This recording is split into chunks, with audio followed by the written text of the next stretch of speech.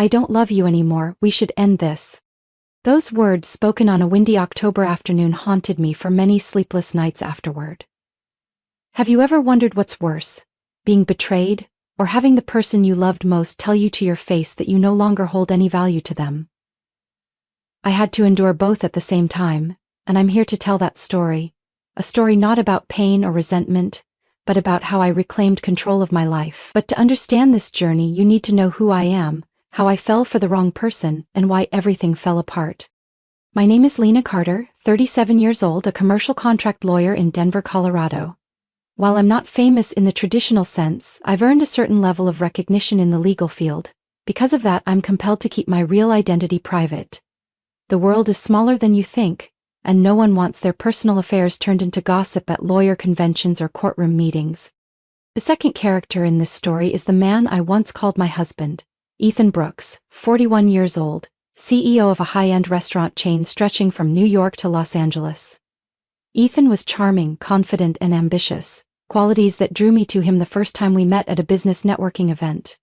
I believed I had found my ideal partner, someone who would understand the demands and pressures of a busy career. But Ethan's ambitions extended far beyond professional success. He always wanted more money, more fame, and women he deemed more worthy than me. We got married over 10 years ago at a time when both of us were reaching the peak of our careers. However, marriage turned out to be nothing like the romantic movies I used to watch. After a few years of stability, Ethan became increasingly distant. Our conversations grew shorter, and his evenings at home became fewer and far between. Instead, there were endless urgent meetings and lengthy business trips. Despite the warning signs, I convinced myself that it was just a rough patch that every couple goes through. I told myself that Ethan was under work stress, and if I were patient, we would overcome it. But deep down, I knew something was wrong. He wasn't just physically absent. He had abandoned me emotionally as well. When I finally decided to uncover the truth, I discovered exactly what I had feared the most. But that discovery was only the beginning of my fight for myself. There was much more to come, and I'll share all of it with you. Ethan Brooks was not someone who easily left clues. He was clever and always knew how to maintain his public image, especially around me. But no matter how smart someone is, they can't hide the small changes in their daily routine forever. I started noticing those changes over a year ago. At first it was broken promises about coming home on time. He would excuse himself with urgent shareholder meetings or surprise inspections of his restaurant branches. His business trips became more frequent and farther away. "I'll be in New York this week, then maybe stop by Dallas before heading back," Ethan would casually inform me. I was accustomed to his hectic schedule, but there was something in his eyes and voice that kept stirring my doubts. Lately, Ethan had been taking more care of his appearance than ever before. He changed his cologne, bought brand new suits, and even started working out regularly. When I joked, "Are you planning to become a model?" he gave a dismissive chuckle and replied, "Don't be silly, Lena. I just want to look more professional in my meetings with clients." Those signs should have been enough to alert me, but perhaps it was love or self-deception that prevented me from facing the truth. I didn't want to believe that the man I had loved wholeheartedly could betray me. Until one Saturday evening, when Ethan said he had to fly to an urgent conference in Chicago. As soon as he walked out the door, I made up my mind. This time, I was going to find out the truth. I started by searching his home office. Ethan was discreet but not perfectly careful. In a locked drawer, I found an old laptop he had used years ago. At first glance, it seemed harmless, but when I powered it on and searched through the saved accounts, I discovered a different Facebook profile. A secret account I had never known about. My breath caught in my throat as I opened the profile. The first thing that appeared was a photo of Ethan with a young woman. The caption read, "Every day feels brighter with my beautiful girl." It made my stomach turn. She had a perfect appearance, a radiant smile, and golden hair that looked like it belonged on a magazine cover. The photos and suggestive messages confirmed my worst fear. Ethan was having an affair. I sat there, paralyzed, my hands trembling as I scrolled through each picture and message. All those times he told me he was busy with work had actually been spent with her. The elaborate lies were hidden under the guise of business trips and client meetings. I felt as though our entire marriage had been a facade. That night I couldn't sleep. Anger and pain consumed me. I had always been a sharp lawyer, someone who could see through deception in every case. Yet here I was, blinded by my own denial in the most personal aspect of my life. The next morning I made a decision. I would no longer sit idly by in this web of lies. It was time for Ethan to face the truth. I was going to show him that no one could manipulate and betray me without consequences. Ethan returned home on Monday morning as if nothing had happened. As he walked through the door, he casually loosened his tie and asked, "Did you make me a cup of coffee?" His voice was light and calm, but to me it was nothing more than a facade. I clenched my fists and steadied myself, determined to keep my composure. "We need to talk," I said coldly, my eyes locking onto his. Ethan froze, his eyes briefly reflecting surprise before shifting to irritation. "What's with the tension? I just got home," he said, sounding annoyed. I took out my phone, opened the photo of him and that woman, and placed it in front of him. "Are you still going to pretend?" I asked, my voice trembling slightly with restrained anger. Ethan stared at the screen for a long moment, then chuckled. A cold, heartless laugh. "Oh, so you've done some digging, huh?" His response hit me like a bucket of ice water. "That's all you have to say? This is how you explain your affair to me?" I asked in disbelief at his indifference. Ethan shrugged, as if it didn't matter. "Listen, Lena, you're being too sensitive. There's nothing serious between me and her. You should focus on your job instead of always acting like a judge, trying to control me," he said, casually. A surge of fury welled up inside me. "Control? Are you kidding me? All those nights you came home late, all those lies about business trips just so you could be with her, and now you want to blame me?" Ethan sighed, his expression shifting to a mix of weariness and contempt. "Honestly, Lena, you're blowing this out of proportion. We're not the same anymore. You're too caught up in your lawyer career to care about me, and besides, you're not as attractive as you used to be." His last words cut through me like a knife. I stood frozen, unable to breathe. "What did you just say?" I repeated in shock.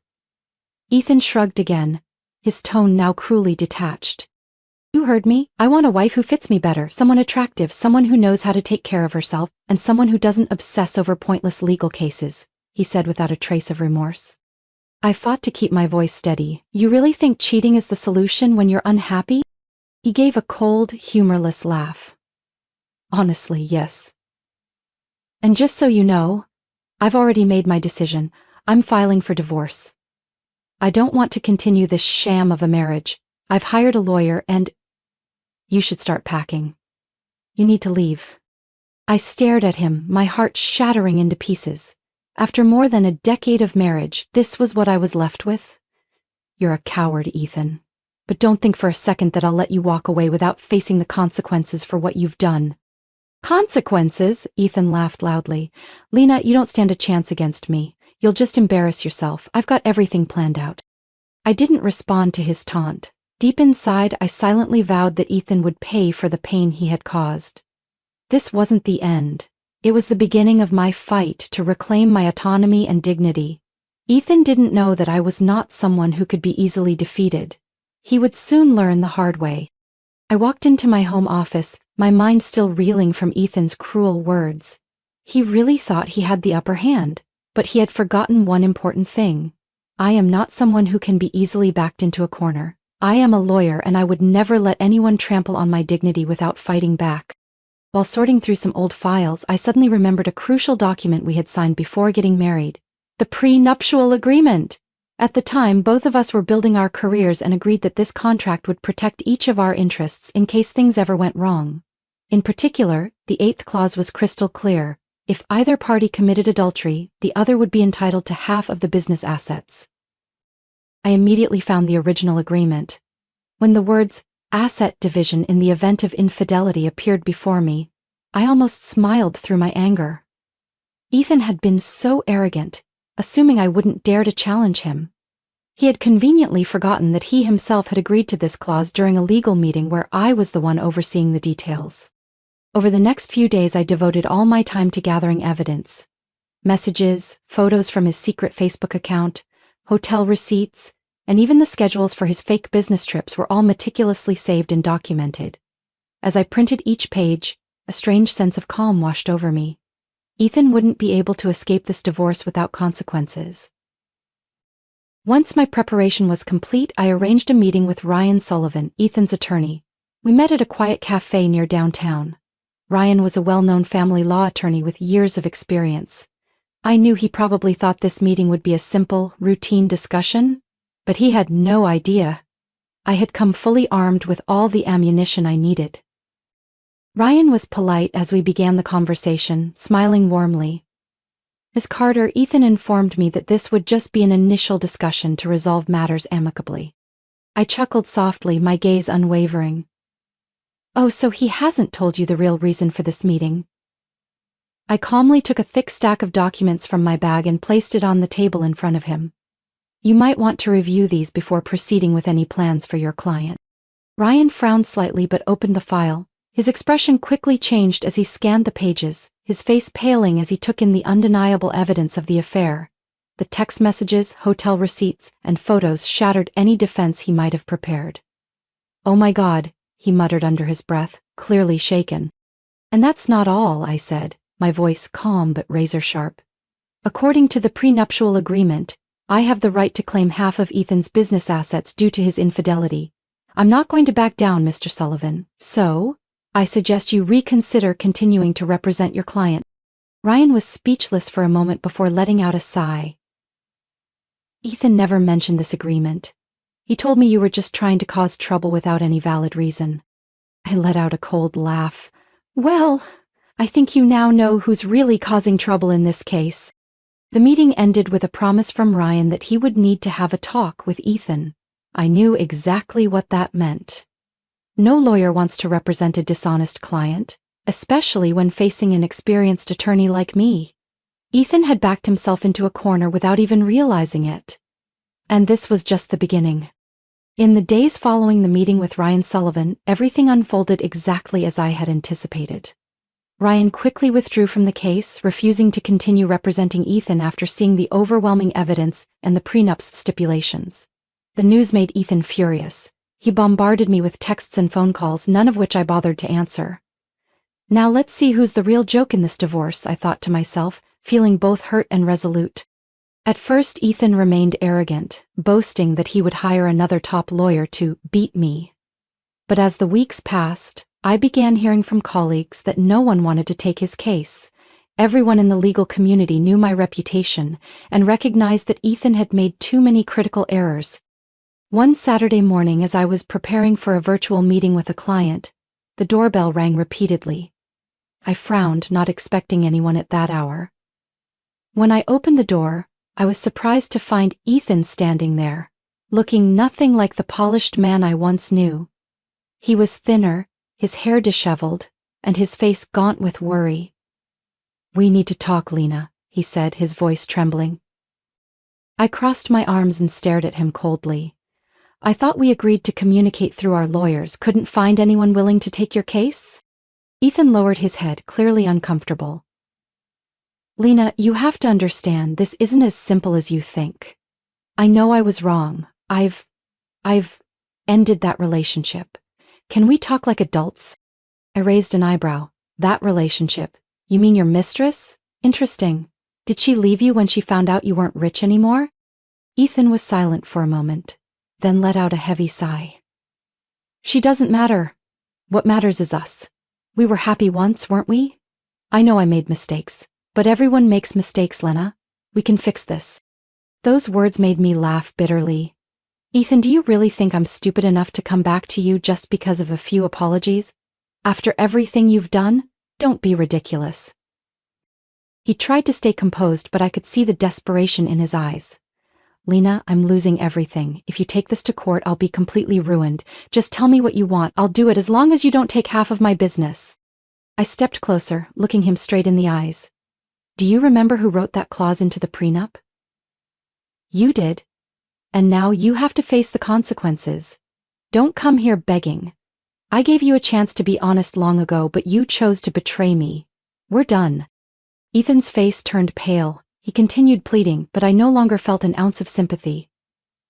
"Get out, Ethan, and don't come back," I said firmly, slamming the door shut. Outside, I heard his footsteps retreat quietly. I stood still for a long moment, exhaling deeply. This battle was nearing its end. Ethan had thought he could control me forever. But now he knew the harsh truth. I am the only one who controls my life. The divorce proceedings concluded faster than I had expected. The undeniable evidence and the clear stipulations of the prenuptial agreement left Ethan completely at a disadvantage. In the end, he had no choice but to concede and sign the agreement, granting me half of his business assets. We didn't have to drag the case further into court. I won convincingly, though the victory didn't bring the joy I had once imagined. It was merely the final step in closing a painful chapter of my life. A few weeks later, news of our divorce spread quickly within the business community. Some of Ethan's partners were shocked to learn that he had lost nearly half of his assets to me. His once thriving chain of upscale restaurants was now facing significant financial challenges. Without enough cash flow to maintain his lavish lifestyle, Ethan was forced to sell his sprawling mansion in the Denver suburbs and move into a modest rental apartment in a middle-class neighborhood. The woman he had once praised as his true love was no longer by his side.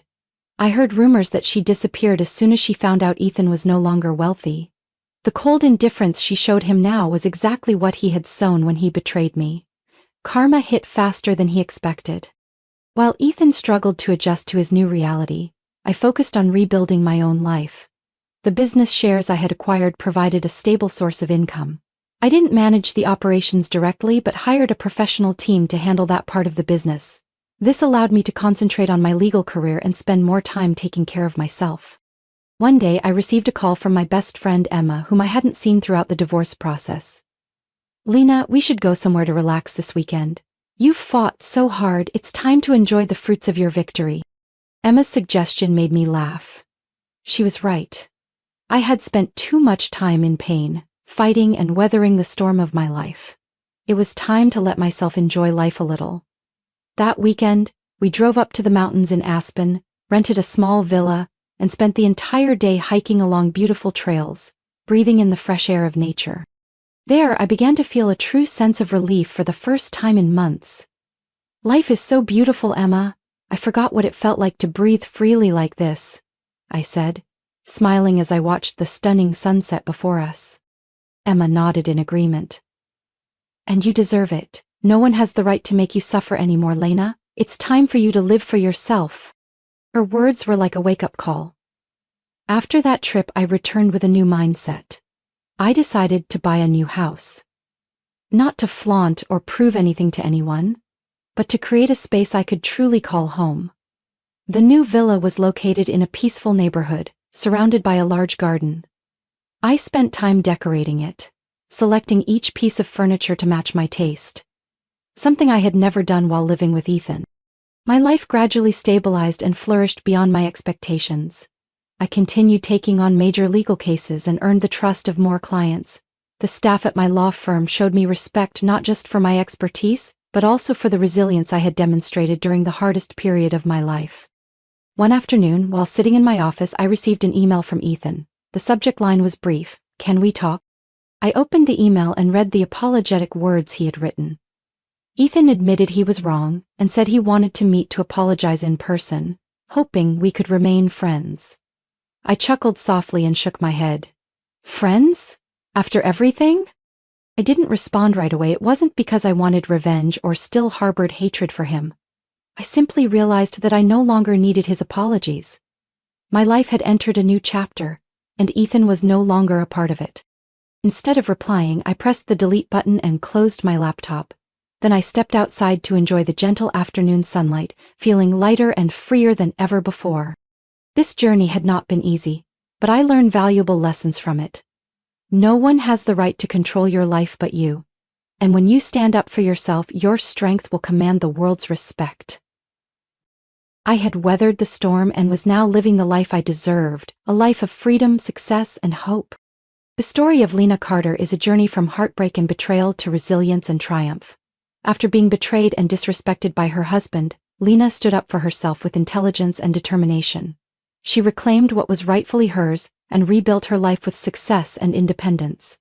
From loss, she found inner strength and learned to live for herself, no longer allowing anyone to control or hurt her. Her story is a testament that overcoming adversity is the path to true growth and happiness. What do you think of Lena Carter's story?